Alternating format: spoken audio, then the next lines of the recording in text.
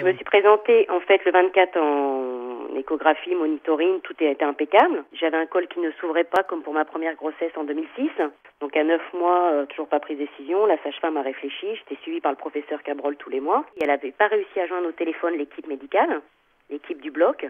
Donc elle m'a dit répondent pas. Donc tant pis. De toute façon, on peut aller jusqu'à 9 mois et 5 jours. Je vous mets à 9 mois et 4 jours le lundi. Le mardi matin, vous êtes césarisé.